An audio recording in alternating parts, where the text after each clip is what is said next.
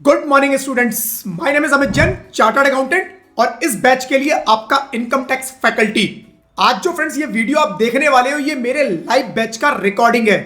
आपको फ्रेंड्स पता ही है, लाइव क्लास में कभी कभी कुछ एक्स्ट्रा मसाला भी रिकॉर्ड हो जाता है, लेकिन टेंशन बिल्कुल मत लेना। मैंने वो सारा मसाला, वो सब अनवांटेड पार्ट क्लीन कर दिया है। अब आपको मिलेगा सिर्फ पूरा स्टडी कंटेंट, नो बकवास, ओनली टैक्स की बात। इस बैच का फ्रेंड्स पूरा स्टडी मटेरियल डाउनलोड का लिंक आपको वीडियो के डिस्क्रिप्शन में फ्री डाउनलोड लिंक से मिल जाएगा। सजेशन बस इतना ही है कि इस वीडियो के साथ साथ मटेरियल खोल के पढ़ोगे तो डबल फायदा होगा। फ्रेंड्स ये बैच फुल्ली अपडेटेड है और आपके एग्जाम के लिए एप्लीकेबल है। So enjoy the lecture, practice regularly और एग्जाम में अपना बेस्ट देना। Friends best wishes from my side, all the very best for your studies and exam. और फ्रेंड्स याद रखो, टैक्स टफ नहीं है, बस थोड़ा रफ लगता है जब तक आप उसे अपना दोस्त नहीं बनाते। चलिए फ्रेंड्स शुरू करते हैं आज की अपनी क्लास। बिजनेस प्रोफेशन का चैप्टर चल रहा है। आज अपनी लास्ट क्लास है बिजनेस प्रोफेशन की, राइट। लास्ट हम लोगों ने प्रेजेंटिव टैक्सेशन खत्म किया था। आज फ्रेंड्स बात करेंगे पॉइंट नंबर 36 से, employer's contribution to various funds. छोटे छोटे पॉइंट्स अब बचे हैं फ्रेंड्स, ज़्यादा कोई बहुत बड़ी महाभारत नहीं है, राइट। आज छोटी क्लास रहेगी और जल्दी कंप्लीट हो जाएगा सारा। चलो जी, employer's contribution to various funds, section 40A(9). मतलब एम्प्लॉयर डिफरेंट फंड्स में जो कंट्रीब्यूट करता है उसके लिए उसे एक्सपेंसेस की डिडक्शन मिलेगी नहीं मिलेगी, उसकी बात हो रही है। तो वो कह रहा है जी, employer contribution to fund are deductible only funds are notified under an act contribution to recognized fund such as provident fund, approved superannuation fund और approved gratuity fund are permitted।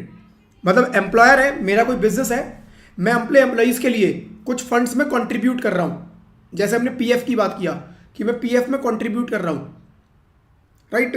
और बात आती है कि उसकी डिडक्शन मुझे मिलेगी, मुझे उसके खर्चे क्लेम करने को मिलेंगे। तो आंसर इज यस, मिलेंगे अगर वो अप्रूव्ड फंड है। अप्रूव्ड फंड होने चाहिए तब आपको मिल जाएगा। Provided the payment made by the due date for filing the return of income. वो हमने पढ़ा था कि जितने भी फंड्स में एम्प्लॉयर कंट्रीब्यूट करता है, ड्यू डेट से पहले, रिटर्न फाइलिंग की डेट से पहले पहले वो पे हो जाने चाहिए, तो उसी साल में कंट्रीब्यूशन मिल जाएगा। अदरवाइज जिस साल में आपने इनको पे किया उस साल में आपको खर्चा क्लेम करने को मिलेगा। However if the employer contribute to unrecognised provident fund, unrecognised fund, right, unapproved gratuity fund or unapproved superannuation fund, the expenses is not allowed as deduction। अगर फंड अनअप्रूव्ड है तो कोई खर्चे की डिडक्शन नहीं मिलेगी, ठीक है। बस ये छोटा सेक्शन था।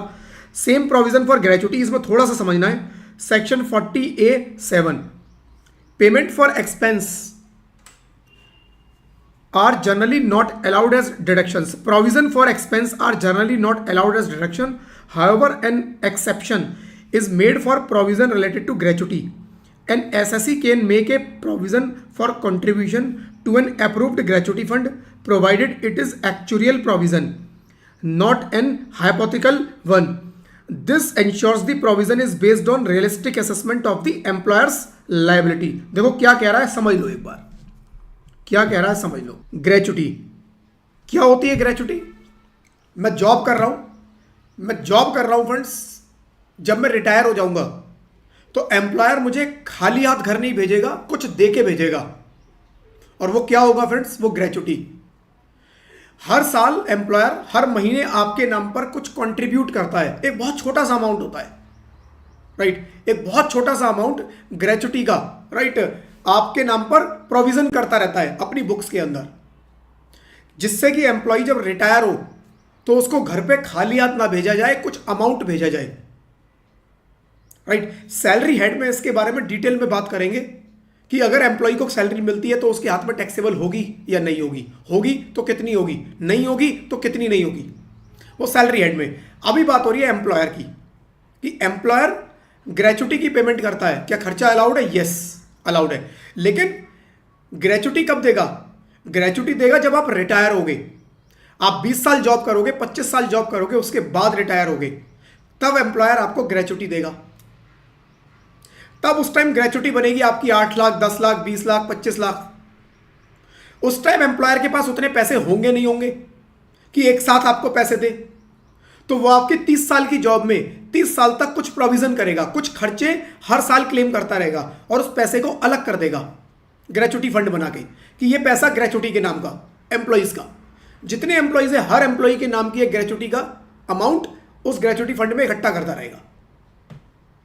लेकिन अब सबसे बड़ी प्रॉब्लम ये है, ये एक्चुअल तो है नहीं, ये तो प्रोविजन है। तो पहली चीज, एक्ट क्या बोल रहा है? एक्ट बोल रहा है नॉर्मली के कोई भी प्रोविजन इनकम टैक्स में अलाउड है ही नहीं, कोई भी प्रोविजन इनकम टैक्स में अलाउड नहीं है, केवल एक ग्रेचुटी का प्रोविजन अलाउड है, ग्रेचुटी का प्रोविजन अलाउड है, राइट। और वो भी एक्चुरियल प्रोविजन होना चाहिए, हाइपोथेटिकल नहीं होना चाहिए। अब ये एक्चुरियल प्रोविजन क्या हुआ, सिचुएशन को थोड़ा सा और समझते हैं। एम्प्लॉयर बोल रहा है जी मैं इसको ग्रेचुटी दूंगा जब ये रिटायर होगा, लेकिन मेरे पास उतने पैसे नहीं हुए तो मैं हर साल कुछ प्रोविजन बना लेता हूं। गवर्नमेंट ने कहा बना लो, अलाउड है, बाकी और कोई प्रोविजन अलाउड नहीं है, लेकिन ग्रेचुटी का अलाउड है। लेकिन क्वेश्चन आता है कितना बनाए? एम्प्लॉय अब 30 साल बाद रिटायर होगा, हो सकता है 30 साल से पहले हो जाए, कैसे हो सकता है वो जॉब ही छोड़ के चला जाए, 30 साल 20 साल में वो जॉब छोड़ के चला गया, वो 10 साल में जॉब छोड़ के चला गया। जॉब छोड़ना इज ऑल्सो रिटायरमेंट। मैंने जॉब छोड़ दिया, मैं नहीं कर रहा काम, इट इज ऑल्सो रिटायरमेंट। तो क्या एम्प्लॉय को वो ग्रेचुटी पे करना है? Answer is yes. तो एम्प्लॉयर के सामने सबसे बड़ी प्रॉब्लम यह है कि एम्प्लॉय कब जाएगा, मेरे को उस टाइम कितना अमाउंट देना है मेरे को नहीं पता, मैं कितना प्रोविजन बनाऊं। एक तरीका तो यह है, एम्प्लॉयर ने खुद से कुछ एक मान लिया कि यार देखो इतने साल काम करेगा, हर साल के हिसाब से इतना कर लेते हैं। लॉ भी बोलता है कि इतना ग्रेचुटी पेमेंट आपको करना पड़ेगा, लॉ के हिसाब से ग्रेचुटी देना है आपको, राइट। तो आप उतना प्रोविजन बना लो एक आईडीए से। तो यहां पर लिखा है कि वो अलाउड नहीं है, एक्चुरियल प्रोविजन अलाउड है। अब एक्चुरियल प्रोविजन क्या है फ्रेंड्स, वो थोड़ा समझना। एक्चुरियल प्रोविजन है, एक्चुरियल वैल्यूअर होते हैं, उनका काम होता है एक्चुरियल वैल्यूएशन करना ग्रेचुटी का। एक्चुरियल क्या होता है? एक्चुरियल वैल्यूएशन में वो लोग क्या करते हैं फ्रेंड्स कि मान लो आप एम्प्लॉयर हो, आपके यहाँ 1000 एम्प्लॉय काम करते हैं, आप क्या करोगे, उनको उनकी डिटेल दोगे कि जी देखो इन एम्प्लॉयज की ये सैलरी है, आज इतनी इनकी एज है, ठीक है, उनकी सैलरी, एज, कंपनी की सैलरी के बारे में क्या पॉलिसी है, कितना कितना एम्प्लॉयज को इंक्रीमेंट मिलता है, राइट, कैसे कितना कुछ देते हो, वो उसके हिसाब से सारी आपसे डिटेल लेगा और अपने हिसाब से कुछ कैलकुलेशंस करेगा। उनका कुछ साइंटिफिक मेथड होता है जिससे वो कैलकुलेशन करते हैं। ऐसा नहीं है कि वो भी कोई एडॉक फिगर आपको देंगे, उसके पीछे वो एजम्पशंस लेते हैं कि भाई हमने ये एजम्पशन ली है, उसमें बड़ी सारी एजम्पशन लेते हैं, जैसे employee on an average trend के हिसाब से कितने टाइम में रिटायर हो सकता है, या जरूरी नहीं रिटायर हो, कुछ एम्प्लॉयज छोड़ के चले जाते हैं तो कितने टाइम में वो छोड़ के जा सकता है, मतलब ऑन एन एवरेज कितनी रिटायरमेंट एज हो सकती है, कितने टाइम में। वो डेथ रेशियो भी कंसीडर करते हैं कि एम्प्लॉय की अगर डेथ हो जाए तब भी ग्रेचुटी पे करना है, उसकी फैमिली को पे करना है ग्रेचुटी, तो ग्रेचुटी की पेमेंट तो डेथ पे भी करनी है, तो वो डेथ रेशियो, डेथ का रेट क्या चल रहा है कंट्री में, किस किस, तो वो सब फैक्टर्स को कंसीडर करके वो एक कैलकुलेशन करके देते हैं कि जी आपके हमारे हिसाब से इतना आपको ग्रेचुटी का खर्चा बुक करना चाहिए इस साल, और वो हर साल उतना प्रोविजन एम्प्लॉयर अपनी बुक्स में बुक करता रहेगा। ये होता है एक्चुरियल वैल्यूएशन। मतलब एक्चुरियल वैल्यूएशन के हिसाब से जो वो प्रॉपर अपनी एक रिपोर्ट सबमिट करते हैं जिसके अंदर सब बताते हैं हमने क्या एजम्पशन ली है, हमने कैसे ये कैलकुलेशन की है, वो सब बताते हैं, ठीक है। तो उसके हिसाब से अगर आपने प्रोविजन लिया, उन्होंने बोला जी 25 लाख का प्रोविजन ले लो, तो आप 25 लाख का ले लो, ठीक है, लेकिन अपने मन से कैलकुलेशन नहीं करनी। और वो फ्रेंड्स बड़ा ही साइंटिफिक कैलकुलेशन होती है उन लोगों की, उनके बड़े स्टैंडर्ड मेथड है जिसके हिसाब से वो कैलकुलेशन करते हैं, ठीक है। और प्रॉपर इसकी ना एक डिग्री होती है, प्रॉपर आपको कोर्स करना पड़ता है एक्चुअल वैल्यूएशन का। इंडिया के अंदर बहुत गिने चुने एक्चुअल वैल्यूअर हैं, बहुत कम है, हार्डली, राइट। चलो जी, तो अगर आपने एक्चुअल वैल्यूएशन के बेसिस पर बुक्स में खर्चा बुक किया है, क्योंकि एक्चुअल पेमेंट तो होगी, तो वो क्या करते हैं उसके बेसिस पर खर्चा बुक करते रहते हैं, और जब भी कोई एम्प्लॉय रिटायर होता है तो उसमें से निकाल के उसको पे कर देते हैं। तो एम्प्लॉयर को चुभता नहीं है कि मेरे को एक साथ इतना पेमेंट करना पड़ रहा है, ठीक है। चलो, full value of consideration for transfer of assets other than capital asset in certain cases. मैंने एसेट ट्रांसफर किया है, राइट, कैपिटल एसेट नहीं है वो, कैपिटल एसेट का हम कैपिटल गेन में बात कर चुके। कैपिटल एसेट के अलावा कौन सी होगी? वो बिजनेस एसेट होगी, वो कह रहा है उसकी फुल वैल्यू ऑफ कंसिडरेशन क्या होगी। फुल वैल्यू ऑफ कंसिडरेशन मतलब मैंने किसी एसेट को, बिजनेस एसेट को सेल कर दिया, तो वहां पर भी मुझे क्या निकालना है, सेल माइनस परचेज। तो सेल मतलब फुल वैल्यू ऑफ कंसिडरेशन क्या होगी, section 43CA, deemed sale value for tax payers if property, land और building is sold at a price lower than the stamp duty value, the stamp duty value is considered at this as the sale value of tax for tax purpose. Exactly same capital gain में भी लिखा है, same यहां पर भी लिखा है। Capital gain में भी हमने पढ़ा था कि अगर कोई प्रॉपर्टी है, आप उसको सेल करते हो और स्टैम्प ड्यूटी वैल्यू से कम पर सेल करते हो, तो स्टैम्प ड्यूटी वैल्यू जो है वो क्या बन जाएगी, फुल वैल्यू ऑफ कंसिडरेशन। वहां पे हमने एक चीज और पढ़ी थी कि अगर एक्चुअल प्राइस और स्टैम्प ड्यूटी वैल्यू में जो डिफरेंस है वो एक्चुअल प्राइस के 10% से ज्यादा नहीं है, मतलब हमने उस एग्जांपल बड़ा डिटेल में ये काम किया हमने कैपिटल गेन में कि अगर एक्चुअल प्राइस में 10% और ऐड कर दो, मान लो एक्चुअल प्राइस में 10% और ऐड कर दो, 10% ऐड करने के बाद इस वैल्यू को कंपेयर करो स्टैम्प ड्यूटी वैल्यू से, राइट। अब स्टैम्प ड्यूटी वैल्यू कम नहीं है, अब स्टैम्प ड्यूटी वैल्यू उसके अंदर आ गई, यानी कि जो डिफरेंस है वो एक्चुअल प्राइस के 10% से ज्यादा का नहीं है, तो उस केस में actual price he full value of consideration माना जाता है। ये आपको याद होगा, हम लोगों ने कैपिटल गेन में किया था। नहीं, अगर किसी को याद आ रहा है प्लीज कैपिटल गेन का चैप्टर रिवाइज करना, राइट। सेम पॉइंट देखो यहां पर भी लिखा हुआ है, ये पढ़ लो। If the stamp duty value does not exceed 110% of actual consideration received, the actual consideration is accepted as the full value of consideration for the purpose of computing income under the head profit under the head business और profession. Same चीज दोनों जगह लिखी हुई है, बिल्कुल copy paste है, ठीक है। Agreement to sell and stamp duty value consideration, यहां भी अब ये सेम बात हो रही है। यहां पर भी वही कह रहा है कि if the seller enter into agreement to sell the property earlier date and received advance payment through specified banking channel और electronic payment method and stamp duty value on the date of agreement is considered for tax purpose.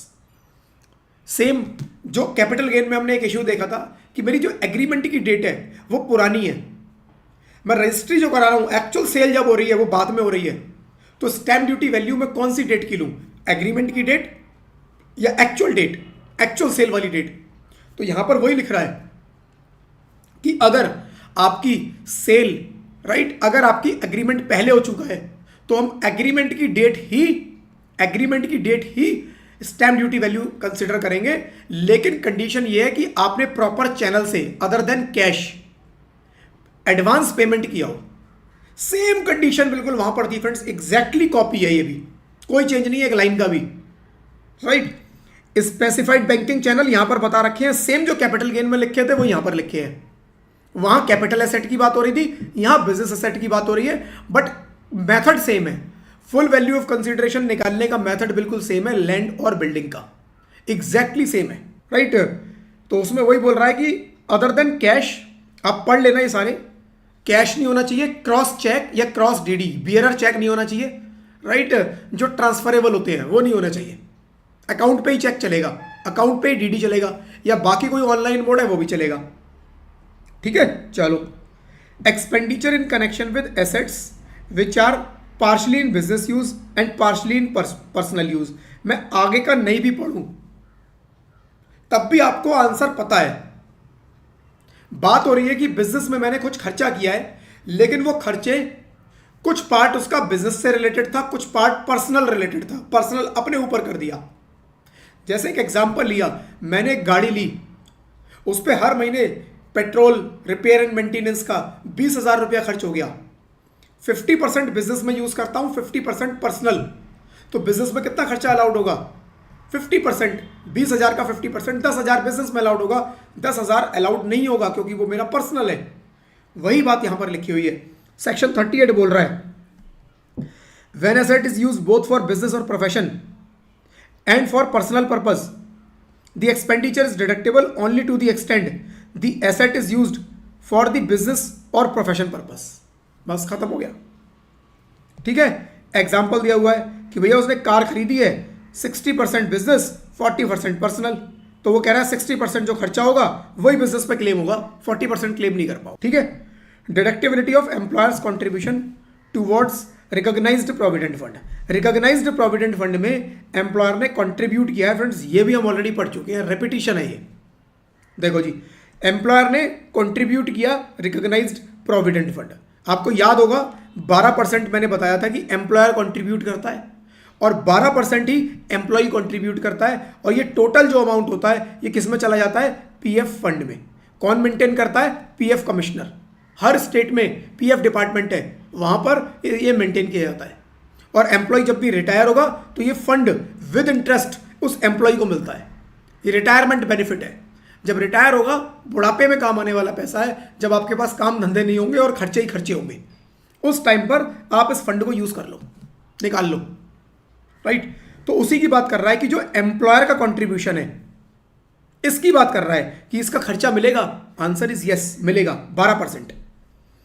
Employer contribution to recognised provident fund और approved superannuation fund. ये superannuation fund ये retirement fund ही होते हैं fund सारे, ठीक है। Employer contribution to recognised provident fund and approved recognised approved होना चाहिए। अनअप्रूव्ड का तो पहले हमने पढ़ा अभी कि कोई खर्चा नहीं मिलना।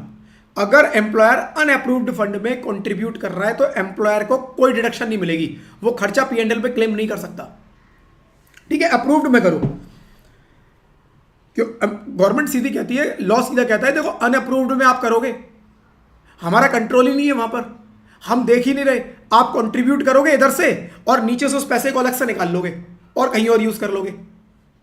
हम वहां अलाउड करेंगे जहां पर हमारा कंट्रोल है, और अप्रूव्ड पे गवर्नमेंट का पूरा कंट्रोल है क्योंकि जाता ही गवर्नमेंट के पास है, राइट।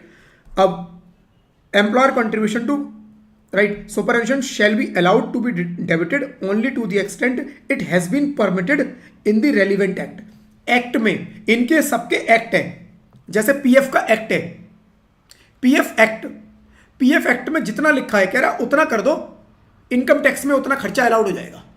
तो पीएफ एक्ट में 12% लिखा है कि 12% तक करना है, right. Employer contribution to recognise provident fund is allowed maximum 12% of employee salary.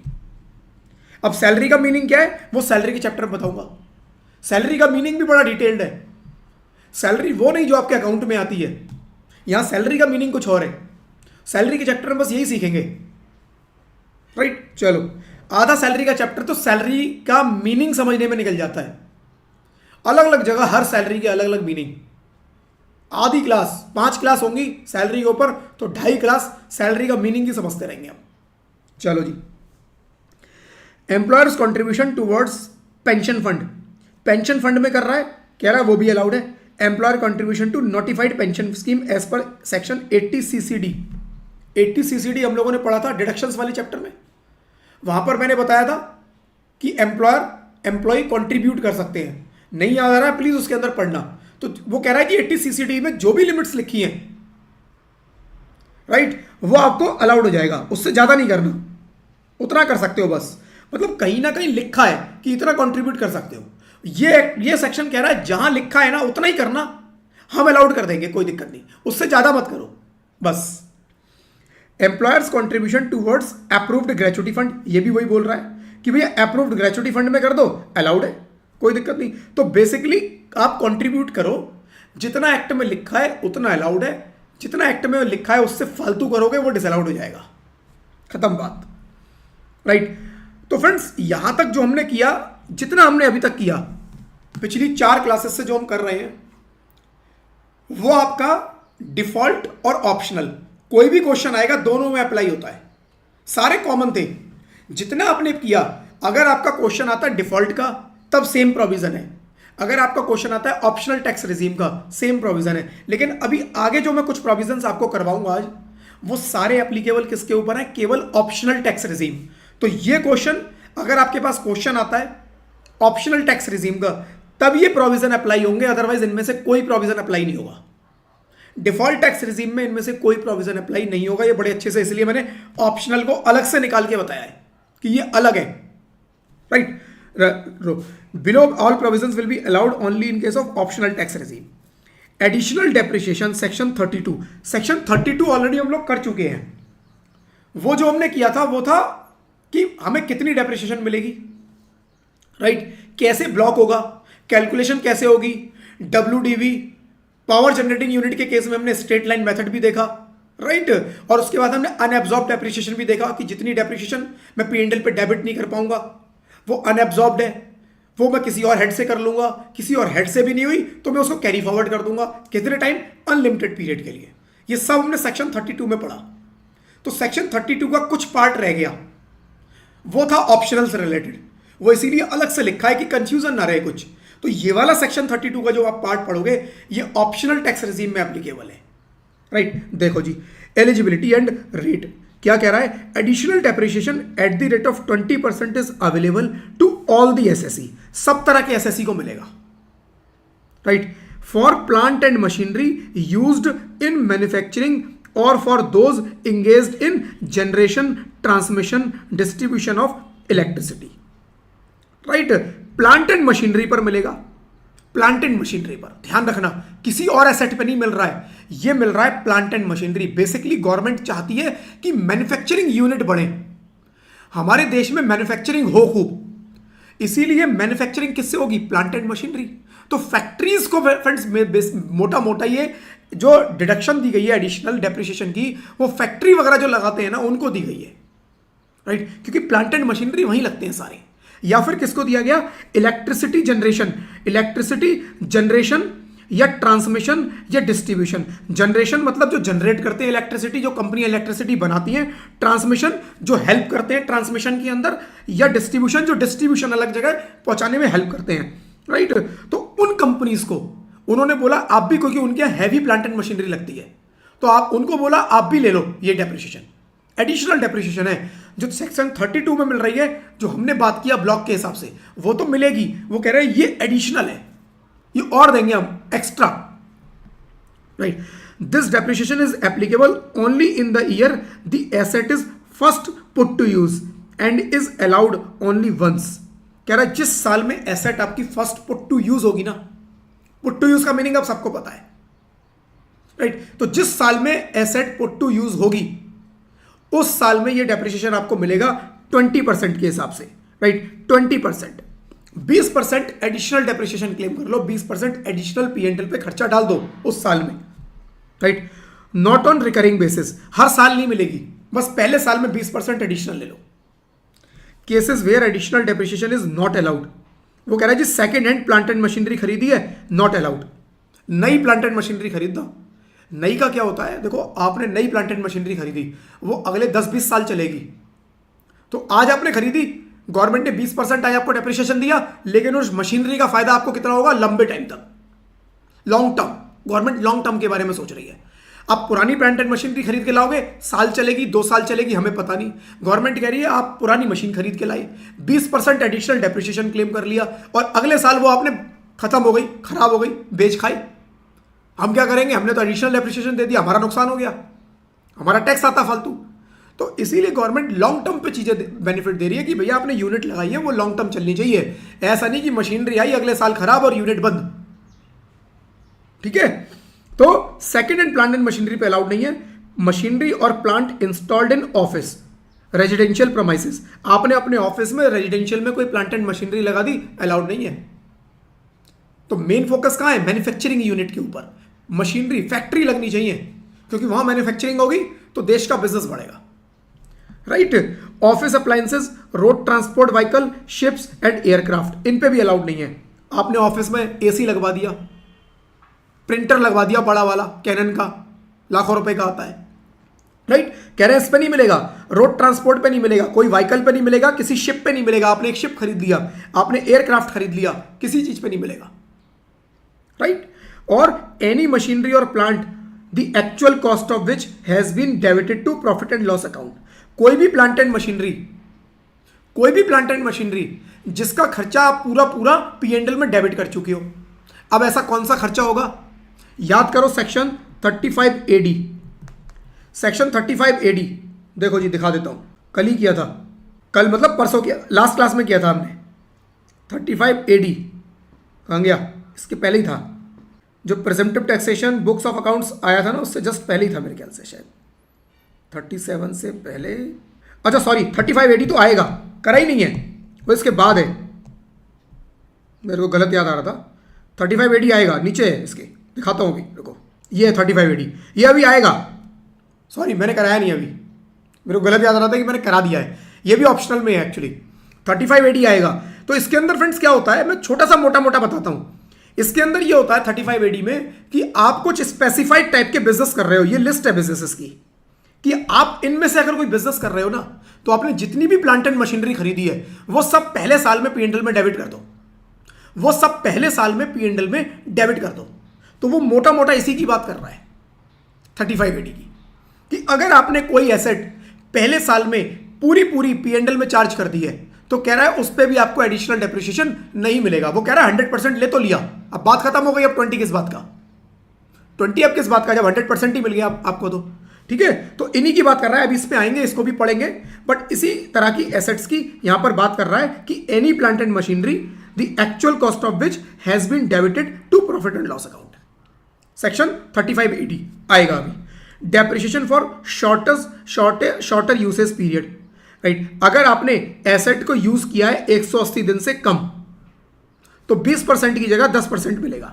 वो याद है ना, डेप्रिसिएशन में भी था कि अगर एसेट को मैंने पुट टू यूज 180 दिन से कम है तो मेरे को 50%, जो भी रेट है उसका 50% मिलता था। तो यहां पर भी वही है, कह रहा है अगर 180 दिन से कम यूज हुई है इस साल में एसेट, जिस साल पुट टू यूज हुई आपकी, उस दिन आपने दिन निकाले वो 180 डेज से कम रह गए, तो वो कह रहा है फिर 20 नहीं, आधी कर दो, 50% कर दो उसका। कितना? 10%। कह रहा है 10 अब ले लो और 10 फिर नेक्स्ट ईयर में ले लेना। 20 ले लो पूरा, 10 इस साल ले लो, 10 अगले साल एडिशनल ले लेना, बस, राइट। 180 दिन से कम है, additional depreciation will be allowed at 10%।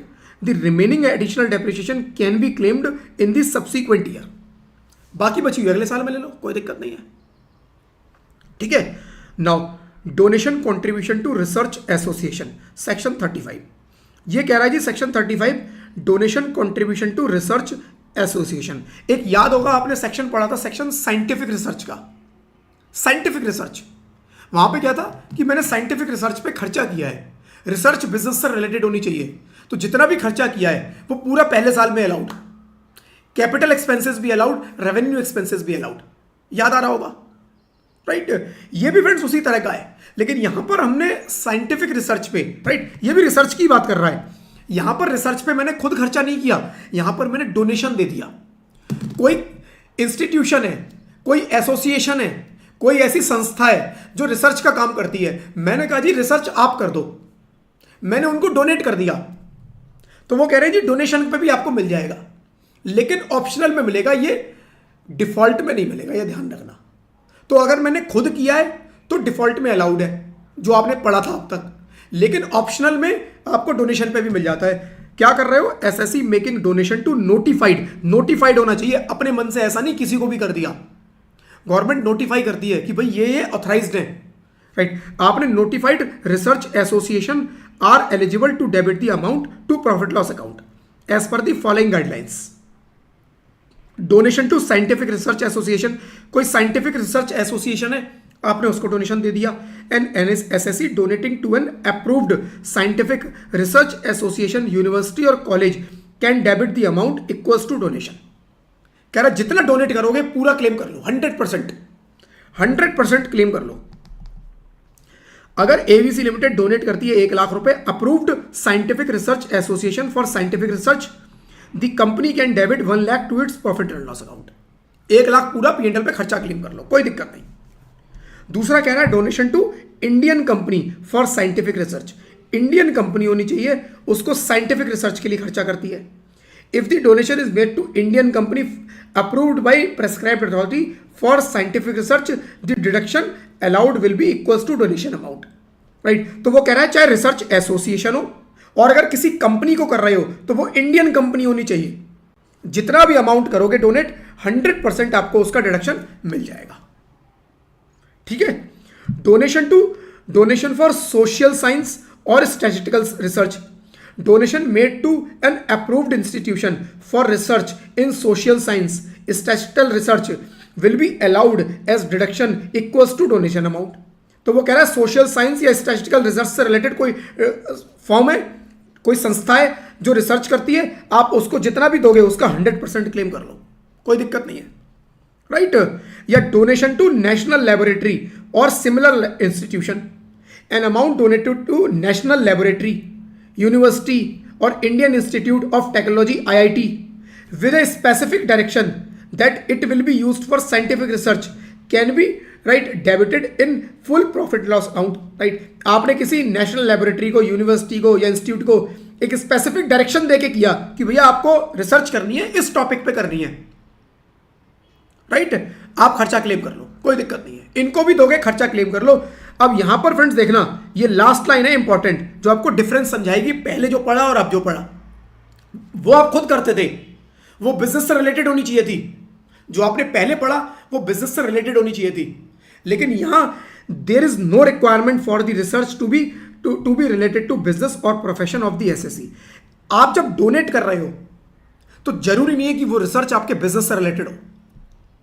आपने कहा कोई बात नहीं, कंट्री के फेवर में है, थोड़ा मैं कंट्री के डेवलपमेंट में सपोर्ट करना चाहता हूं, तो आपने इनको डोनेट कर दिया। ये इंस्टीट्यूशंस रिसर्च करते हैं काफी सारी चीजों के ऊपर, आपने कहा ठीक है मैं कंट्री के लिए डोनेट करूंगा, अपने लिए नहीं कर रहा हूं। तो ये रिसर्च चाहे आपके अपने लिए होती, चाहे वो किसी और काम के लिए है, आप डोनेशन करते हो अगर इनको, तो अलाउड है डिडक्शन, राइट? लेकिन जो पहले हमने पढ़ा था, जो डिफॉल्ट टैक्स रिजीम के लिए भी अलाउड है, वो है आप खुद करते हो और अपने लिए करते हो, अपने बिजनेस से रिलेटेड रिसर्च करते हो, तभी वो अलाउड होगा। ठीक है, तो ये फ्रेंड्स हमें फर्क समझना है। Now friends, specified business section 35 AD, जो अभी अभी मैंने ब्रीफ में बताया, 35 AD पढ़ लेते हैं हम। SSC इंगेज्ड इन स्पेसिफाइड बिजनेस, कौन से स्पेसिफाइड बिजनेस, ये नीचे लिस्ट दी हुई है। Can opt to debit capital expenditure excluding land, goodwill and financial instrument. Land का खर्चा डेबिट नहीं कर सकते, गुडविल डेबिट नहीं कर सकते, फाइनेंशियल इंस्ट्रूमेंट। फाइनेंशियल इंस्ट्रूमेंट क्या, मैंने लोन ले लिया जी, राइट? मैंने लोन ले लिया, अब मैं सोच रहा हूं इसका खर्चा बुक कर दूं, नहीं, right? Directly to the profit loss account. तो जितना भी खर्चा होगा इनको छोड़कर, land, building, land, goodwill, building हो जाएगी, लैंड, गुडविल और फाइनेंशियल इंस्ट्रूमेंट, इनको छोड़कर आप जो भी खर्चा करोगे 100% पहले साल में बिजनेस में पूरा डेबिट कर दो, right? This expenditure is allowed as deduction equals to the amount incurred and applies even to capital expense incurred। कह रहा है कैपिटल हो चाहे रेवेन्यू हो, सब अलाउड है before the business commitment. Business start करने से पहले अगर आपने कुछ कैपिटल एक्सपेंडिचर किए हैं, कह रहा है वो भी अलाउड है, which can be debited to profit loss account in the year when the business start. अब स्पेसिफाइड बिजनेस कौन कौन से हैं, देखो ये बड़े ही स्पेसिफिक टाइप के बिजनेस हैं। Cold chain facilities for storing agricultural produce, meat, poultry and dairy products. Cold storage आपने सुने होंगे, कोल्ड स्टोरेज होते हैं फ्रेंड्स, राइट? कोल्ड स्टोरेज क्या होते हैं? आप सोचो, आलू की जो फसल होती है क्या वो पूरे साल होती है? Answer is no. आलू की फसल पूरे साल नहीं होती, आलू की फसल का एक स्पेसिफिक टाइम होता है, उस टाइम होती है, लेकिन आलू मुझे पूरे साल मिलते हैं। जब आलू नया नया आता है तो उसके ऊपर छिलका होता है उतरा हुआ, और जब आलू पुराना हो जाता है तो उस पर छिलका जम जाता है। आपको याद होगा, आपने देखा होगा ये सब चीजें। तो जो नया नया आलू आता है वो खेत से निकाला, बोरों में भरा, मार्केट में आया और मार्केट से मेरे घर पहुंच गया। लेकिन जो चिकना आलू आता है, टाइट छिलके वाला, वो होता है पुराना आलू। कहां से आता है? कोल्ड स्टोरेज से। वहां स्टोर किए जाते हैं बोरों में भर भर के, बड़े बड़े स्टोरेज होते हैं, मंजिल बनी होती है उसके अंदर, बड़े बड़े स्टोर, मल्टीपल मंजिलें बनी होती हैं, उसके अंदर माल स्टोर होता है, वो ठंडे रहते हैं एकदम, राइट? तो उन कोल्ड स्टोरेज की बात कर रही है कि आपने कोई कोल्ड चेन फैसिलिटी लगाई है for storing agricultural produce, meat, poultry and dairy products. इनको स्टोर करने के लिए आपने कोई कोल्ड चेन फैसिलिटी लगाई है, कह रहा है पूरा खर्चा। Warehousing facilities for agricultural produce, same warehousing facilities क्या है? गेहूं, अनाज को स्टोर करने के लिए मैंने कोई कुछ लगाया, कोई फैसिलिटी लगाई है, कह रहा है पूरा खर्चा अलाउड। हॉस्पिटल मैंने कोई बनाया, कम से कम 100 बेड होने चाहिए। अगर मैंने कोई हॉस्पिटल बनाया जिसके अंदर कम से कम 100 बेड है, पूरा खर्चा पहले साल में allowed. Affordable housing project, affordable housing project गरीबों के लिए, सस्ते में मैंने घर बनाए हैं, राइट? बट यहां पर अफोर्डेबल कौन डिसाइड करेगा? गवर्नमेंट। ये मैं नहीं बोलूंगा, मैं अपने मन से नहीं बोलूंगा, right? Fertiliser production including plant capacity expansion. Fertiliser production क्या होता है? फर्टिलाइजर होता है फ्रेंड्स जो आप खेती करते हो उसके अंदर जो क्या कहते हैं, जो खाद वगैरह डलती है, राइट। उसकी पैदावारी बढ़ाने के लिए, उसकी प्रोडक्शन को इंक्रीज करने के लिए जो खाद डलती है उसको फर्टिलाइजर बोलते हैं। वो अगर आप उसमें इंक्लूड हो, या फिर आपका ऑलरेडी है और उस प्लांट को आप एक्सपेंड कर रहे हो, कह रहा उस पर भी मिलेगा। Pipeline network for distributing natural gas petroleum, natural gas petroleum को डिस्ट्रीब्यूशन के लिए आपने पाइपलाइन डलवाने में खर्चे किए हैं। Pipeline network for iron and transportation, pipeline network iron और ट्रांसपोर्टेशन के लिए आपने कुछ खर्चे किए हैं। होटल्स विद 2 स्टार और हायर रेटिंग, 2 स्टार या higher ratings, 2 star, 3 star, 4 star, 5 star, मतलब 2 स्टार से ज़्यादा का आपने कोई होटल बना दिया। Slum development housing project, slum development क्या है, वही छोटे छोटे घर, उनको डेवलपमेंट के लिए आपने कोई हाउसिंग प्रोजेक्ट बनाया। इनलैंड कंटेनर डिपो और container freight stations, inland container depot क्या होता है, कंटेनर होते हैं फ्रेंड्स सामान को इधर से उधर ले जाने के लिए, तो वो कंटेनर डिपो, राइट, या उसके ऊपर आपने कुछ खर्चा किया है, फ्रेट स्टेशन बनाए हैं, तो वहां पर भी आपको मिलेगा। Beekeeping and honey production, beekeeping मधुमक्खी पालन जो उद्योग होता है, और वहां पर क्या होता है, हनी प्रोडक्शन, शहद बनाया जाता है, कह रहे हैं उसमें जो खर्चा किया है पूरा पहले साल में allowed. Warehousing facilities for sugar storage, आपने कोई वेयर हाउसिंग स्टोरेज फैसिलिटी बनाई है जहां पर चीनी को स्टोर कर सकते हैं, कह रहा है उसको भी अलाउड है। Semi conductor wafer fabrication unit, semi conductor friends different machinery के लिए कुछ सेमी, बहुत डिटेल में टेक्निकल स्पेसिफिकेशन मुझे भी नहीं पता इसका, but semi conductor different machineries में डिफरेंट पर्पज से यूज होते हैं, कह रहे हैं वो भी अगर आप बनाने का यूनिट डाला है तो वो भी अलाउड। डेवलपिंग, मेंटेनिंग और ऑपरेटिंग न्यू इंफ्रास्ट्रक्चर फैसिलिटी, कोई नई इंफ्रास्ट्रक्चर फैसिलिटी को डेवलप करने के लिए, मेंटेन करने के लिए, ऑपरेट करने के लिए आपने कोई यूनिट डाला और उसके अंदर आपने कुछ खर्चे किए, वो भी 100% पूरे साल में अलाउड। की कंडीशंस इसमें ये है कि इसमें ये इंक्लूड नहीं होगा, expenditure on land acquisition, goodwill, financial instrument, already हम देख चुके हैं ये अलाउड नहीं है। सेल अगर मैं एसेट की कर देता हूं, इफ कैपिटल एसेट, इनमें से कोई एसेट जो मैं पहले साल में 100% डेप्रिसिएशन 100% P&L में चार्ज कर चुका हूं, राइट, तो उसको मैं सेल करता हूं। If capital asset previously debited is sold, अगर बेच देते हैं तो proceeds are taxable under the head business profession, income मानी जाएगी बिजनेस की। एक मैंने एसेट खरीदी 10 लाख की, उसको मैं 100% P&L में डेबिट कर चुका हूं, कब, 2022 में, 22 में ही, अब चल रहा है 25-26 में आके मैंने उसको सेल कर दिया 2 लाख रुपए का, मेरा काम खत्म, एसेट हो गई बेकार, मैंने उसको सेल कर दिया, कह रहा है 2 लाख रुपए की क्या है, बिजनेस इनकम, बिजनेस में इनकम काउंट होगी, right. Asset use requirement, capital asset must be used for business at least 8 years, कह रहा है ये जो एसेट होगी ये कम से कम 8 साल तक बिजनेस में यूज होनी चाहिए, 8 साल से कम बिजनेस में यूज मत करना, वरना क्या है, वरना देखो तुम्हारा क्या हाल करेंगे। If used for another purpose before this period, the debited amount minus normal depreciation become taxable in the year of charge, ये पॉइंट समझ लो क्या है। देखो वो कह रहा है आपने एक एसेट खरीदी 10 लाख रुपए की, कब खरीदी जी, मैंने खरीदी 2022-2023 में 10 लाख रुपए की, और इस पर मान लो 10% का डेप्रिसिएशन मिलता है, राइट। लेकिन आपने क्योंकि 35 AD का बेनिफिट लिया और आपने क्या किया, 22-23 में 10 लाख रुपए पूरा का पूरा P&L में डेबिट कर दिया और एसेट जीरो वैल्यू पे दिखा दी कि भैया मेरे एसेट की वैल्यू जीरो।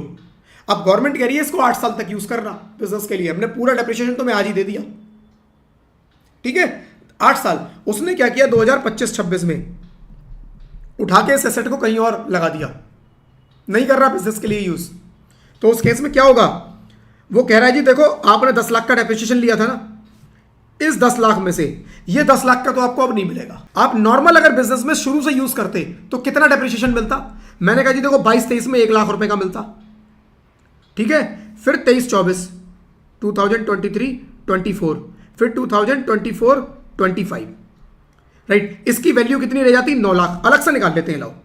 पहले साल ईयर वन में इसकी वैल्यू 10 लाख, डेप्रिसिएशन मैंने क्लेम किया 1 लाख, वैल्यू रह गई 9 लाख रुपए, राइट। फिर ईयर 2 आया, ईयर 2 मतलब कौन सा, 23-24 में मेरी 9 लाख पे 90,000 रुपए डेप्रिसिएशन मिलेगा, वैल्यू कितनी रह जाएगी, वैल्यू रह जाएगी 9 लाख माइनस 90,000, 8.1 लैक्स।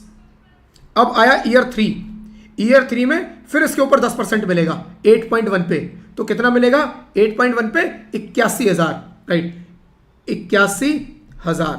अब कितना बचा, 8,10,000 में से 81,000 हटा दो, राइट। तो जो भी ये फिगर आई, राइट, अब डेप्रिशिएशन जो भी ये फिगर आएगी ये WDV हो गई आपकी।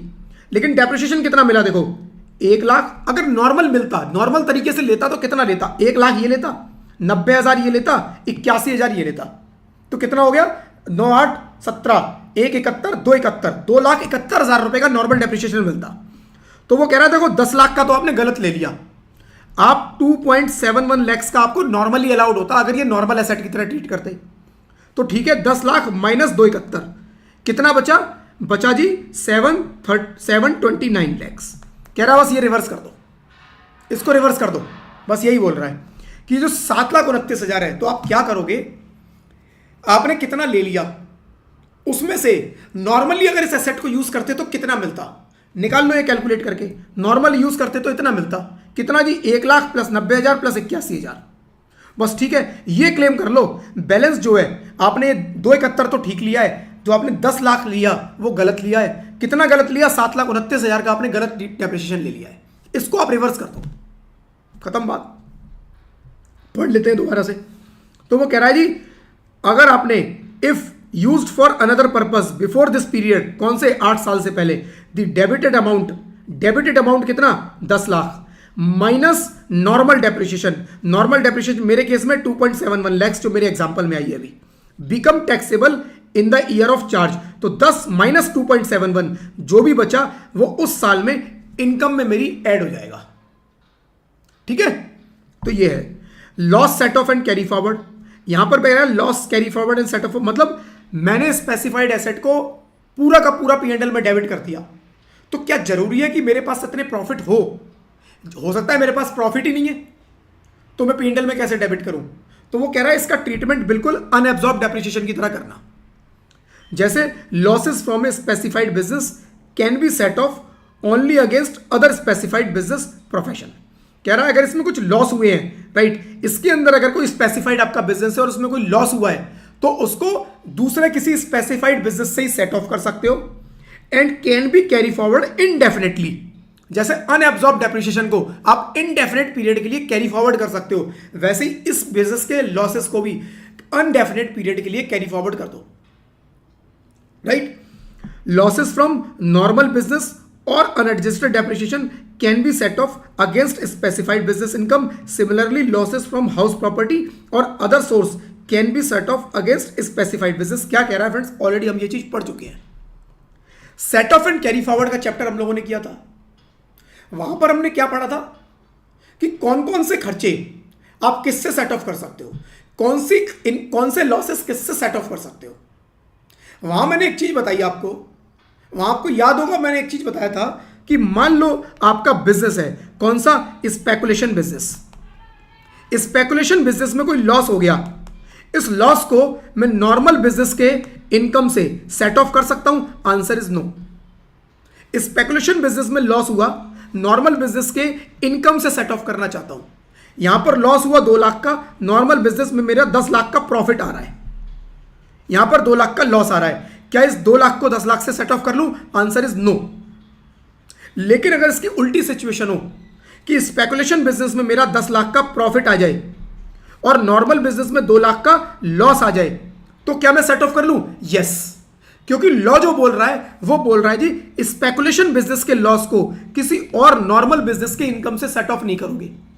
लेकिन उसने ये नहीं बोला कि नॉर्मल बिजनेस को लॉस आता है तो उसको जो स्पेकुलेशन बिजनेस में प्रॉफिट आता है उससे सेट ऑफ नहीं होगा। तो उसका उल्टा आप कर सकते हो, क्योंकि लॉ इसके लॉस को मना कर रहा है, इसके लॉस को मना नहीं कर रहा। सेम यहां पर भी स्पेकुलेशन बिजनेस की जगह अब ये स्पेसिफाइड बिजनेस हो गया, जो आपके स्पेसिफाइड बिजनेस जो अभी हमने पढ़े, राइट। अब स्पेसिफाइड बिजनेस में लॉस आ गया, सेम रूल कह रहा है यहां पर अप्लाई होगा, एग्जैक्टली सेम रूल यहां पर अप्लाई होगा कि अगर स्पेकुलेशन बिजनेस में कोई लॉस आता है, इस लॉस को दूसरे स्पेकुलेशन बिजनेस के लॉस से एडजस्ट कर सकते हो, ठीक है। लेकिन नॉर्मल बिजनेस से नहीं कर सकते। लेकिन नॉर्मल बिजनेस में अगर लॉस आ जाए तो इससे सेट ऑफ हो जाएगा। सेम पे कह रहा है कोई और हेड है वो भी इससे सेट ऑफ हो जाएगा, ये किसी से सेट ऑफ नहीं होगा लेकिन कोई और इससे हो जाएगा। बस ये यहां पर लिखा हुआ है, देखो losses from specified business can be, मैं दोबारा पढ़ देता हूं अब समझ में आएगा पूरा। ये देखो losses from specified business can be set of only against other specified business. Specified business का लॉस स्पेसिफाइड बिजनेस के प्रॉफिट से सेट ऑफ होगा। And can be carry forward indefinitely. अगर सेट ऑफ नहीं हो पाया तो कैरी फॉरवर्ड कर लो, जैसे अनएब्सॉर्ब डेप्रिसिएशन करते हो इनडेफिनेट पीरियड के लिए, ये भी कर सकते हो।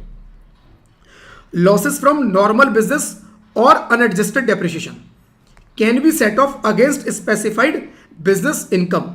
तो यहां पर अगर इनकम है और बिजनेस में लॉस है या अनएब्सॉर्ब डेप्रिसिएशन है तो वो कह रहा है इससे सेट ऑफ कर लो, लेकिन इसके लॉस को मत करना बस। Similarly loss from house property में लॉस आ गया, अदर सोर्सेज में लॉस आ गया, वो भी स्पेसिफाइड बिजनेस से सेट ऑफ हो जाएंगे, लेकिन स्पेसिफाइड बिजनेस का लॉस किसी और से सेट ऑफ नहीं हो। पेमेंट कंडीशन जैसे कैपिटल में लिखा, जैसे बाकी एसेट्स के लिए लिखा है कि जो आप पेमेंट करोगे वो 10,000 से ऊपर कैश में नहीं करोगे, यहां पर भी लिखा हुआ है payment exceeding 10,000 main in a day without using account pay, cheque, DD, electronic, credit, debit card, net banking, UPI, NEFT will not be included in capital expenditure. मैंने 10 लाख की एसेट खरीदी, 2 लाख कैश में पे कर दिया, राइट, और 8 लाख रुपया मैंने बैंक के थ्रू पे कर दिया, तो वो कह रहा है बस एसेट की वैल्यू 8 ही लाख है, इस 2 लाख को भूल जाओ, 8 लाख के बारे में बात करना अब हमसे। हम ये मान लेंगे आपने एसेट 8 लाख में खरीदी है, हम 10 लाख को भूल जाएंगे, हम 2 लाख को भूल जाएंगे, हम 8 लाख को याद रखेंगे। इसलिए 10,000 से ऊपर कैश में पेमेंट मत करना एक दिन में इस एसेट के अगेंस्ट, ठीक है जी।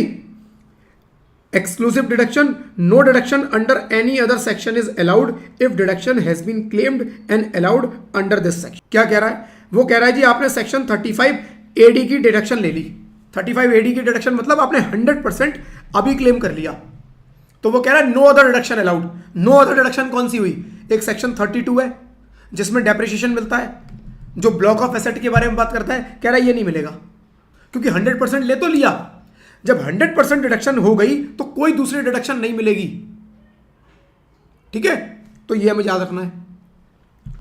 तो इसके साथ फ्रेंड सेक्शन 35 AD खत्म हो गया। 35 AD का मोटा मोटा मैं अगर आपको बताऊं, 35 AD कुछ स्पेसिफिक बिजनेस हैं, इनको 3-4 बार पढ़ लोगे तो याद हो जाएंगे, एटलीस्ट एग्जाम में क्वेश्चन में लिखा हुआ आ गया तो मुझे याद आ जाएगा yes it is specified business. अगर उसने कुछ भी खर्चा किया है including capital expenditure, right, before commencement, वो सारा का सारा P&L में वो डेबिट कर सकता है 100%, और एक बार वो P&L में डेबिट कर दिया तो कोई और खर्चा इसके ऊपर अलाउड नहीं होता, राइट। और किस पर नहीं मिलेगा? लैंड पर नहीं मिलेगा, गुडविल पर नहीं मिलेगा, कोई फाइनेंशियल इंस्ट्रूमेंट है उसके ऊपर नहीं मिलेगा। एसेट को मैंने अगर सेल कर दिया तो जो भी मेरे पास पैसा आएगा सब P&L में क्रेडिट। अगर मैंने एसेट को किसी और पर्पज से यूज किया, स्पेसिफाइड बिजनेस के लिए लेकर आया था लेकिन मेरा कोई दूसरा बिजनेस भी है, मैं उस एसेट को उठा के वहां ट्रांसफर कर देता हूं, तो वो कह रहा है जी उस केस में आप ये करो कि जो आपने डेप्रिसिएशन क्लेम किया था उसमें से माइनस करो। मान लो इसको नॉर्मली यूज करते तो कितना डेप्रिसिएशन मिलता, वो माइनस कर दो, बैलेंस जो आया वो आपने एक्स्ट्रा डेप्रिसिएशन क्लेम कर लिया, उसको आप P&L में क्रेडिट कर दो, इनकम बुक कर लो, ठीक है। Loss and carry forward set of, इसका लॉस किसी और स्पेसिफाइड बिजनेस के लॉस से सेट ऑफ होगा, राइट। इसका लॉस किसी और बिजनेस या किसी और हेड से सेट ऑफ नहीं हो सकता, लेकिन कोई और लॉस इससे सेट ऑफ हो सकते हैं। लेकिन जो भी लॉस आप इससे सेट ऑफ कर रहे हो उस लॉस के बारे में पढ़ लेना कि वो लॉस सेट ऑफ करना अलाउड है या नहीं है। जैसे कैपिटल गेन का लॉस, कैपिटल गेन में क्लियर लिखा हुआ है long term capital gain long term से ही होगा, तो ऐसा मत करना लॉन्ग टर्म कैपिटल लॉस आ जाए तो स्पेसिफाइड बिजनेस के गेन से सेट ऑफ कर दो, क्योंकि अमित ने बोला था कोई और लॉस इससे सेट ऑफ हो जाएगा। जब भी मैं कोई और लॉस बोल रहा हूं मतलब उस लॉस के बारे में पहले पढ़ना है कि वो लॉस क्या किसी और से सेट ऑफ हो सकता है, वो उस लॉस में पढ़ना पड़ेगा हमें, राइट। चलो जी, अब ऑल्टरनेट मिनिमम टैक्स, आज का last section. Alternate minimum tax, alternate minimum tax AMT, हो सकता है आप लोगों ने, कुछ लोगों ने नाम पढ़ा हो MAT, MAT, right, MAT MAT, minimum alternate tax, इसका नाम है मिनिमम ऑल्टरनेट टैक्स, और हम पढ़ रहे हैं AMT, alternate minimum tax. A और M आगे पीछे हो गए हैं, कंफ्यूजिंग से लग रहे हैं, है जी, कंफ्यूजिंग लग रहे हैं थोड़े। मैट क्या है फ्रेंड्स? एक सेक्शन है 115 JB,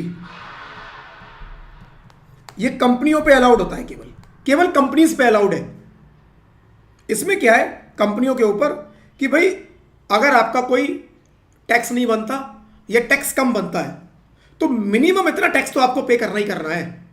मिनिमम इतना टैक्स, तो नाम से पता चल रहा है मिनिमम ऑल्टरनेट टैक्स, कि मिनिमम ऑल्टरनेटिवली आपको इतना टैक्स तो देना ही पड़ेगा। कहां लिखी है प्रोविजन? मैट के अंदर 115 जेबी के अंदर पूरी कैलकुलेशन दी हुई है। ये आपके कोर्स का पार्ट नहीं है, आपको पढ़ना ही नहीं है। आपके कोर्स का पार्ट क्या है? एम और ए को आगे पीछे कर दो तो बनेगा जी AMT, ऑल्टरनेट मिनिमम टैक्स। किस पर अप्लाई होता है? To all SSE except companies. Company पर अप्लाई नहीं होगा क्योंकि कंपनी पर तो 115 जेबी लगता है। ठीक है, तो 115 जेबी हमारे कोर्स का पार्ट नहीं है, तो कंपनी वाला पोर्शन हमारे कोर्स का पार्ट नहीं है। यहां पर भूल जाओ, अब इसको भूल जाओ, ये केवल आपकी नॉलेज के लिए थोड़ा सा मैंने बताया।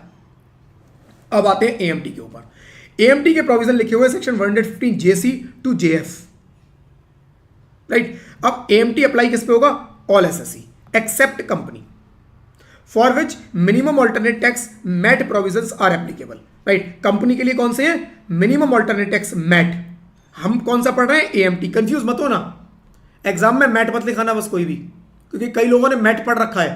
प्रैक्टिकली कई लोग काम करते हैं तो मैट बहुत करते हैं, मैट की कैलकुलेशन बहुत करते हैं, तो कई बार दिमाग में मैट मैट मैट बैठा होता है। तो यहाँ मैट को भूल जाना, AMT याद रखना।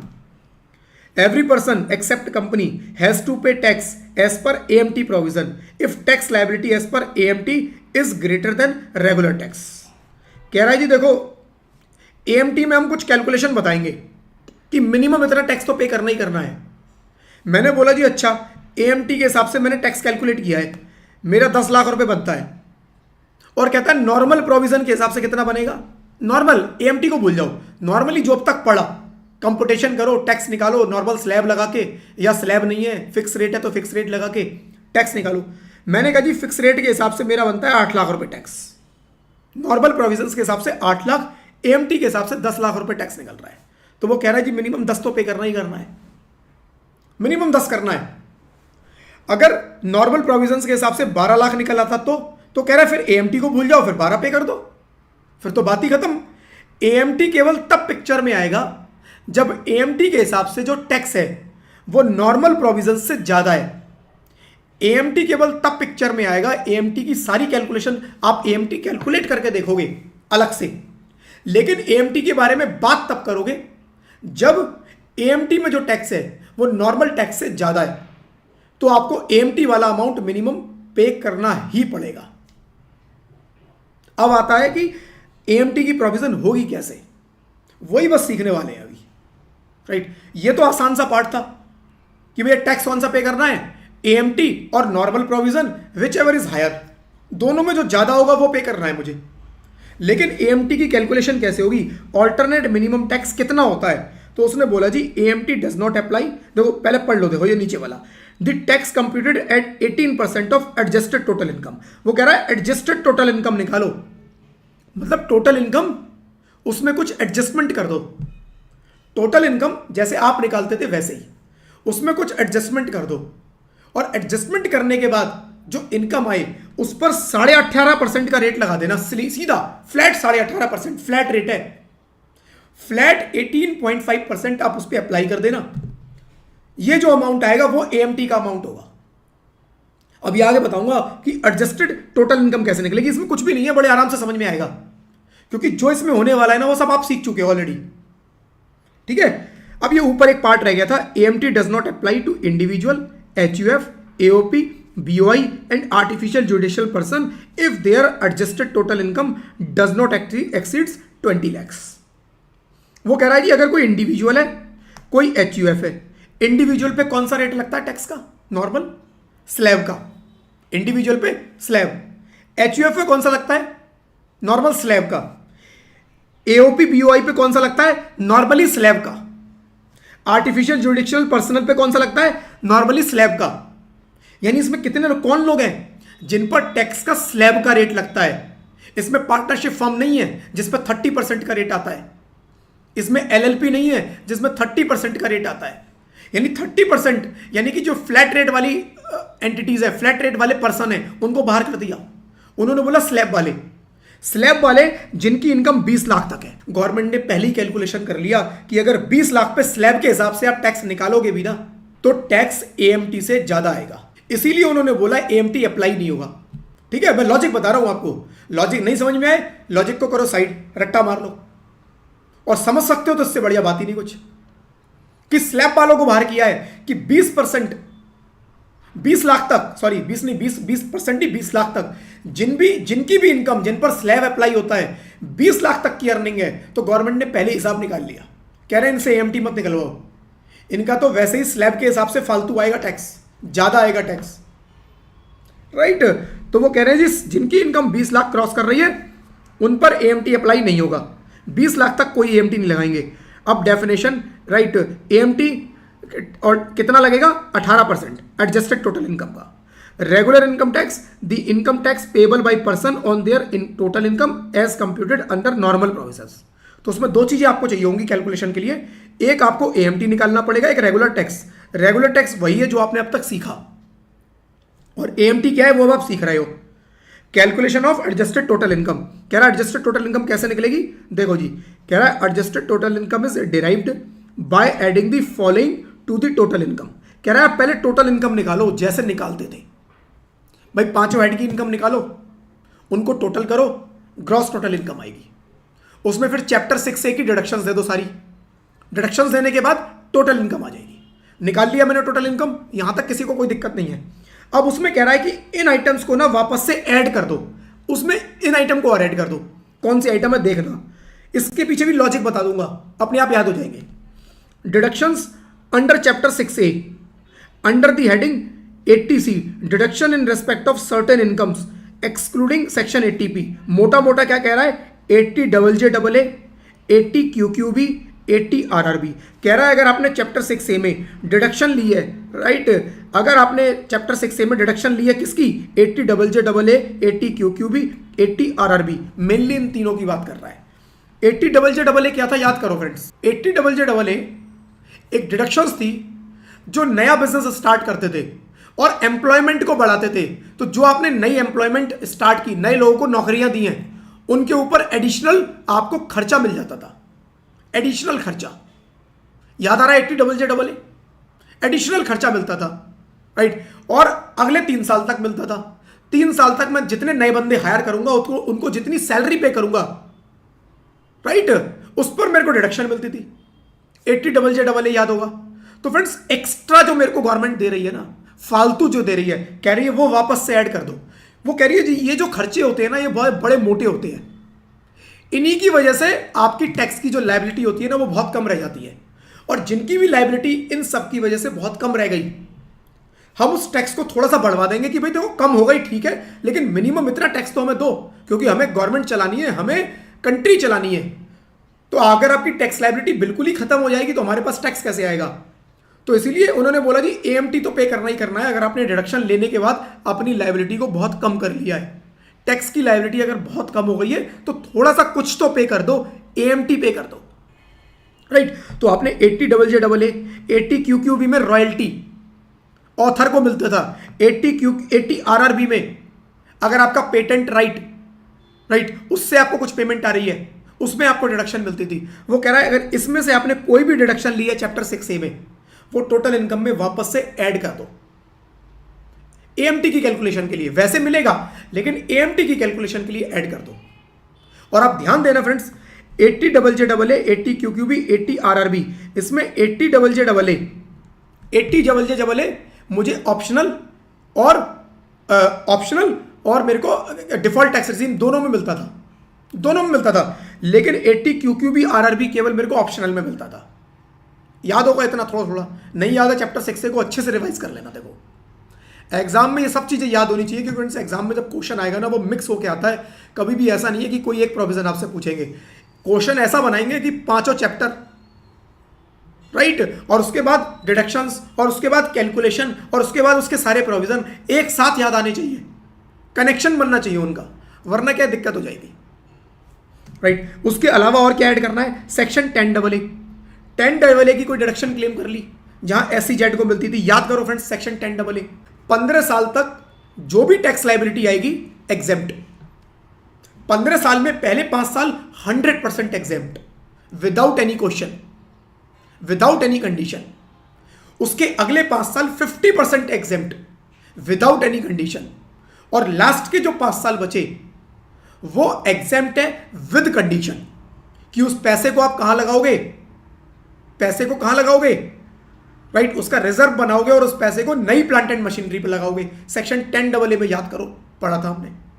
अब अगर याद नहीं आ रहा है तो रिवीजन करना फिर, राइट। तो मैं दोबारा नहीं करवाऊंगा, लेकिन ये आपकी रिस्पॉन्सिबिलिटी है फ्रेंड्स, क्योंकि ये प्रोविजन कहीं कहीं मिक्स होके आते रहेंगे ऐसे, और क्वेश्चन जब एग्जाम में आएगा तो बहुत मिक्स होके आएगा, राइट। तो मैंने अगर कोई ऐसी डिडक्शन क्लेम की है सेक्शन 10AA की, कह रहा वो भी ऐड कर दो वापस। Deduction under section 35AD, 35AD आज ही किया है। 35AD क्या है, कुछ specified business, right, warehouse बनाया, कोल्ड चेन फैसिलिटी बनाई, वो बहुत सारी पूरी लिस्ट थी, राइट। उनमें अगर मैंने इन्वेस्टमेंट किया तो पूरी डिडक्शन मिल जाती थी मेरे को 100%। तो वो कह रहा है उसको भी ऐड बैक कर दो, क्योंकि फ्रेंड्स यहां ना क्या है, मोटी डिडक्शन मिल रही है। इस मोटी डिडक्शन की वजह से क्या होता है, मेरे प्रॉफिट एकदम खत्म हो जाते हैं। वो कह रहा है अगर प्रॉफिट खत्म हो गए, टैक्स खत्म हो जाएगा, हमें पता है, लेकिन फिर भी हम आपसे बोलेंगे AMT तो आपको पे करना ही करना है। अब आप बोलोगे फिर डिडक्शन देने का फायदा क्या हुआ, अभी दिखाऊंगा फायदा क्या हुआ। ऐसा नहीं है आज पे करने को बोल रहे हैं, लेकिन कल उसका बेनिफिट भी देंगे आपको। आज पे कर दो, कल बेनिफिट ले लो। कैसे दिखाता हूं, देखो। वो कह रहा है alternate minimum tax AMT credit. अब एडजस्टेड टोटल इनकम समझ में आ गया। पहले एडजस्टेड टोटल इनकम को क्लियर कर लेते हैं। एडजस्टेड टोटल इनकम क्या होगी, एडजस्टेड टोटल इनकम होगी, आपको टोटल इनकम निकालनी है। टोटल इनकम निकालनी है, मान लो मेरी टोटल इनकम आई 20 लाख रुपए। इसमें मैंने चैप्टर 6A में, अगर मैंने चैप्टर 6A में अगर मैंने डिडक्शन क्लेम की है, कौन सी, 80JJAA, राइट, 80QQB, 80RRB, इनमें कोई भी क्लेम की है, मान लो इसमें मैंने 5 लाख रुपए का क्लेम किया था, कह रहा है उसको ऐड बैक कर दो, वापस से ऐड करो। इसके अलावा मैंने सेक्शन 10AA की मैंने कोई डिडक्शन ली है, राइट, उसको भी ऐड बैक कर दो। अगर मैंने मान लो सेक्शन 35AD की कोई डिडक्शन ले रखी है, कह रहा है उसको भी माइनस कर दो। 35AD की बिजनेस में ली होगी आपने, कह रहा है इसमें जो भी ली है, चाहे बिजनेस में ली है, चाहे जहां पर भी इंक्लूडेड है, उसको आप ऐड बैक करो वापस। इसको ऐड बैक करने के बाद जो भी इनकम आएगी, मान लो ये इनकम 40 लाख की आ गई, कह रहा है इसका 18.5% निकाल लो, इसका 18.5% निकालो, और जो आपकी नॉर्मल इनकम बनती है इस पे नॉर्मल रेट के हिसाब से निकालो। अब इन दोनों में कंपेयर करना, जो ज्यादा आए वो आपको गवर्नमेंट को टैक्स पे, ठीक है। चलो जी, अब आगे बात करेंगे। If AMT is payable, the tax credit AMT minus regular tax is allowed and can be carry forward up to 15 years. कह रहा है मान लो आपने AMT पे किया, AMT आपका बना 12 लाख और नॉर्मल प्रोविजंस के हिसाब से आपका बना टैक्स 10 लाख। तो हमने कहा जी AMT पे करो, आपने AMT पे कर दिया, बट एक्चुअल लायबिलिटी तो 10 ही लाख है। अब ये 2 लाख का क्या होगा, मेरा नुकसान हो गया। उन्होंने कहा नहीं, ये जो 2 लाख है ना, इसको आप कैरी फॉरवर्ड कर लो। कैरी फॉरवर्ड कर लो कितने साल तक, 15 साल तक। कह रहा है 15 साल तक आगे इसको कैरी फॉरवर्ड करते रहो, और जिस साल में भी, इन 15 सालों में जिस साल में भी नॉर्मल प्रोविजन से आपका टैक्स ज्यादा आए, उस साल इसका क्रेडिट ले लेना, उस साल इसको 2 लाख को इसमें से माइनस कर लेना। जिस साल भी नॉर्मल प्रोविजंस के हिसाब से टैक्स ज्यादा बन जाए और AMT कम रह जाए, भाई हर साल थोड़ा ना 35AD की डिडक्शन लोगे। आज 35AD की डिडक्शन ली आपने तो आपके खर्चे ज्यादा पड़े, इनकम कम रह गई, आपने AMT पे किया। फ्यूचर के सालों में 35AD नहीं होगा, पहले साल ले लिया, अब मेरी टैक्स की लायबिलिटी आएगी और in any case normal provision में ज्यादा आएगी। तो जब नॉर्मल प्रोविजन में ज्यादा आएगी तो जो मैंने एक्स्ट्रा टैक्स पे किया है, कह रहा है उस साल में इसका बेनिफिट ले लो।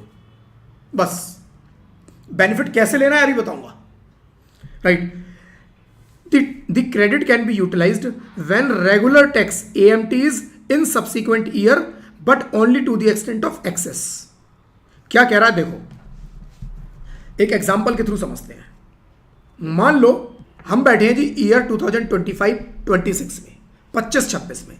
25-26 में मेरा नॉर्मल प्रोविजन से जो टैक्स आया वो आया 10 लाख, AMT मेरा आया 12 लाख। मैंने AMT पे किया और मेरा AMT क्रेडिट इकट्ठा हो गया कितना, 2 लाख रुपए का।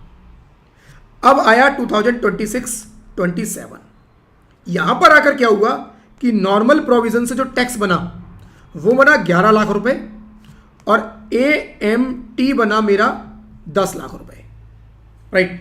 AMT बना मेरा 10 लाख रुपए, या अभी नॉर्मल प्रोविजन से समझो 14 लाख रुपए बना।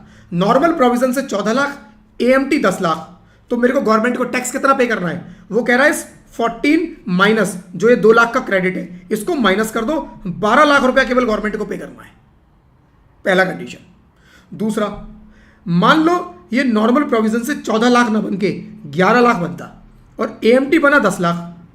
अब क्या करोगे? क्रेडिट पड़ा है 2 लाख, तो क्या मैं 11 में से 2 माइनस कर दूं कि 11 माइनस 2 9 लाख रुपए गवर्नमेंट को पे करूं? तो वो कह रहा है नहीं, 9 नहीं, मिनिमम AMT वाला जो अमाउंट है ना उतना तो पे करना ही करना है हर साल। AMT से नीचे टैक्स कभी नहीं हो सकता। तो यानी कि मुझे क्रेडिट कितना मिल पाएगा? 11 माइनस 1, मेरे को 10 लाख रुपए गवर्नमेंट को पे करना है, ठीक है। 11 माइनस 1, और जो ये मेरा क्रेडिट 2 लाख का था अब 1 लाख का रह गया। अब इस 1 लाख को और अगले साल ट्राई करूंगा, तो जब भी मेरे प्रॉफिट एक्सीड करेंगे मैं उसमें से ट्राई करता रहूंगा, लेकिन हर साल मिनिमम AMT वाला पे होगा। कभी भी एडजस्टमेंट करने के बाद भी आपका अमाउंट AMT से कम ना चला जाए, बस ये ध्यान रखना। अभी एक एग्जांपल आएगा उसमें बिल्कुल क्लियर हो जाएगी ये पोजीशन, ठीक है। अभी मोटा मोटा कॉन्सेप्ट समझो। Individual HUF, AOP, BOI and artificial jurisdictional person with adjusted total income not exceeding 20 lakhs are exempt from AMT but they can still adjust and claim AMT credit। क्या कह रहा है? वो कह रहा है जी अगर आप इंडिविजुअल हो, HUF हो, AOP हो, BOI हो, जो मैंने अभी ऊपर बात किया था, इनमें से कोई भी हो तो आपके ऊपर AMT के प्रोविजन नहीं लगते। वो कह रहा है नहीं लगते, कोई बात नहीं, मुझे AMT नहीं पे करना। मान लो पिछले साल में मेरी इनकम थी 25 लाख की, उस साल मेरे ऊपर AMT का प्रोविजन लग गया और मेरा AMT पे करने के चक्कर में मेरा क्रेडिट इकट्ठा हो गया, AMT ज्यादा बना, नॉर्मल टैक्स कम बना। मेरा 5 लाख रुपए का AMT का क्रेडिट है पुराना, और इस साल मेरी इनकम 18 लाख की रह गई, तो मेरे ऊपर AMT अप्लाई नहीं होता। तो मेरे ऊपर AMT अप्लाई नहीं होता तो मैं नॉर्मल टैक्स पे करूंगा। तो क्या ये 5 लाख का जो मेरा पुराना कैरी फॉरवर्ड हो रहा है, इस साल मेरे ऊपर AMT नहीं लग रहा, लेकिन क्या पुराना AMT का क्रेडिट ले सकता हूं? आंसर इज यस, कि आप AMT का क्रेडिट ले लो। कह रहा है क्रेडिट अलाउड है। बस आपको जो कंपेयर करना है कि AMT पे करूं या नॉर्मल, वो तब करना है जब आप इनमें से अगर कोई हो और आपकी इनकम 20 लाख क्रॉस करे, तो आप चेक करोगे कि मुझे AMT पे करना है या नॉर्मल। लेकिन क्रेडिट लेने के लिए मुझे AMT चेक नहीं करना, क्रेडिट तो मैं वैसे भी ले सकता हूं क्योंकि ये तो मेरा नॉर्मल है जो मैंने पिछले सालों में एक्स्ट्रा पे किया था। इस साल मेरी इनकम आ गई ज्यादा तो मैं एडजस्ट कर लूंगा, राइट। अब देखो एक क्वेश्चन आगे। ABC partnership firm has total income of 45 lakhs. After claiming deduction 10 AA 30 lakhs, 45 lakh का प्रॉफिट आ रहा है, इसमें 30 लाख की ये डिडक्शन वो क्लेम कर चुका है। यानी इस डिडक्शन को क्लेम करने से पहले कितना बनेगा? 40 प्लस 30 75, राइट। तो रेगुलर इनकम जो बनेगा वो 45 पे ही बनेगा। 45 लैक्स पे 30%, पार्टनरशिप फर्म है 30%, 1350, 4% का सेस लगाया 54,000, टैक्स पेबल 14,04,000। अगर ऑल्टरनेट मिनिमम टैक्स की बात करें तो जो टोटल इनकम आ रही है 45 लाख, उसमें 3 तरह की जो मैंने बताए थे डिडक्शंस ऐड बैक कर दो। तो 10 AA डिडक्शन ऐड कर दो, और ऐड करने के बाद 75 लाख का 17.5%, 18%, 13,87,500, 4% HEC जोड़ा 14,43, नॉर्मल 14,4, वैसे 14,43, 39,000 एक्स्ट्रा आ रहा है AMT में। In the given case, regular income tax payable is lower than alternate minimum tax payable. Hence, tax shall be payable based on alternate minimum tax. और कितना टैक्स, राइट, कितना मेरे को टैक्स पे करना पड़ेगा? 1443, और 1443 माइनस 14,4, 39,000 जो एक्स्ट्रा मैंने पे किया है वो मेरा टैक्स क्रेडिट बन जाएगा 39,000 का, जो कि मैं आगे कैरी फॉरवर्ड करूंगा और जब भी प्रॉफिट आए मैं उनको एडजस्ट कर लूंगा। If in next year, example दिया हुआ है, अगर मान लो अगले साल में टैक्स लायबिलिटी 11 लाख आ जाती है और AMT 9.5 लाख आ जाता है, तो मेरे को कितना पे करना है? टैक्स पेबल 11 लाख जो एक्चुअल है ज्यादा, वो माइनस कह रहा है उसमें से AMT 1061 पे कर दो। अब ये 1061 को मुझे कंपेयर करना है AMT 9.5 से। In any case actual liability जो मैं पेमेंट कर रहा हूं वो AMT से कम नहीं होनी चाहिए एडजस्टमेंट करने के बाद। तो कम है, 1061 ही ज्यादा है, तो मैं 1061 पे करूंगा। But if AMT is 12 lakh, the tax payable, मान लो if next year normal tax liability 11 lakh है राइट। अब यहां पर कह रहा है एएमटी 12 लाख है, टैक्स पेबल 12 लाख ही होगा फिर से, राइट। आपकी टैक्स लायबिलिटी 11 लाख और मान लो एएमटी 12 लाख बन जाए तो कह रहा है फिर एएमटी पे करो, और 1 लाख आपने जो एक्स्ट्रा दिया वो कह रहा है 1 लाख प्लस 39,000 पिछले साल का 1,39,000 कैरी फॉरवर्ड कर सकते हो। अब इसमें 39,000 और ये 1 लाख अगले 15 साल तक कैरी फॉरवर्ड हो सकते हैं, ठीक है। एक एग्जांपल ही छोटा सा और दिया, ये और कर लो बस, लास्ट है आज का एग्जांपल ये, आज की क्लास यहीं पर finish. Compute tax payable and tax credit in the following cases. 25-26 में रेगुलर टैक्स उसका 11 लाख आया, एएमटी के हिसाब से उसका 10 लाख आया, तो वो कह रहा है रेगुलर पे करना है 11 लाख और कोई क्रेडिट नहीं है क्योंकि एएमटी कम था तो कोई क्रेडिट नहीं बचा। 26-27 में 8 लाख का रेगुलर टैक्स आया, एएमटी 9.5 लाख हो गया, तो वो कह रहा है 9.5 लाख पे करो और 9.5 माइनस 8 1.5 लाख रुपए का तुम्हारा टैक्स क्रेडिट है, इसको अगले 15 साल तक कैरी फॉरवर्ड करते रहो। अब आया 27-28 मान लो 10,20,000 का रेगुलर, एएमटी 940, तो दोनों में डिफरेंस कितने का है 10-20 और 940, कितने का डिफरेंस हुआ 60,000 रुपए का, नहीं कहते हैं 10-20 और 80,000 का डिफरेंस हुआ, राइट। 10-20 और 940 80,000, तो वो कह रहा है 80,000 रुपए तक टैक्स क्रेडिट एडजस्ट हो जाएगा। तो 940 में से, राइट, 940 रह गया, 10-20 माइनस 80, मेरे को टैक्स कितना पे करना है 10-20 माइनस 80, 940 मिनिमम एएमटी वाला पे करना ही पड़ेगा, यानी 80,000 का मैं क्रेडिट ले सकता हूं बस ज़्यादा से ज़्यादा। तो 1.5 लाख में से मैंने 80,000 का क्रेडिट ले लिया, 70 मेरा फिर क्रेडिट बच गया, ये फिर कैरी फॉरवर्ड कर दो अगले साल। 28-29 आया, regular income tax 16 lakh, AMT 15 lakh, अब की बार 70,000 का मेरा क्रेडिट था, जबकि डिफरेंस कितने का है 1 लाख, तो मैं पूरा का पूरा क्रेडिट जो बचा वो एडजस्ट कर लूंगा। तो मैं 16 लाख में से 70 लाख, 16 लाख में 70,000 माइनस करके 15-30 गवर्नमेंट को पे करूंगा, और पूरा का पूरा मैंने क्रेडिट ले लिया। अब मेरा एएमटी क्रेडिट खत्म, 0। फिर अगला साल आया 29-30, 13 लाख रुपए regular tax, AMT 15 lakh, 15 lakh की पेमेंट करूंगा, फिर 2 लाख का क्रेडिट। तो बस ये चलता रहेगा सारी जिंदगी ऐसे ही, सारी जिंदगी ऐसे ही इसकी कैलकुलेशन करते रहना, ठीक है। तो ये है friends AMT, alternate minimum tax, और इसी के साथ फ्रेंड्स अपना बिजनेस प्रोफेशन का चैप्टर खत्म हो जाता है। अगर आपको ये वीडियो पसंद आ रही है, लाइव में है तो लाइव में, रिकॉर्डिंग देख रहे हैं तो रिकॉर्डिंग में, क्लासेस पसंद आ रही है तो इस वीडियो को लाइक जरूर करना। चैनल पे अगर आप लोग नए हो तो चैनल को सब्सक्राइब जरूर करना, नोटिफिकेशन बेल पे क्लिक करना, सो डेट फ्यूचर के सारे वीडियोस, फ्यूचर के जो लाइव या फ्यूचर के जो और क्लासेस मैं यहाँ पर अपलोड करूँगा उनके नोटिफिकेशन आप लोगों तक रियल टाइम पहुँच पाए। राइट फ्रेंड्स, आज के लिए फ्रेंड्स इस क्लास को क्लोज करेंगे। Thank you friends, thank you, bye bye.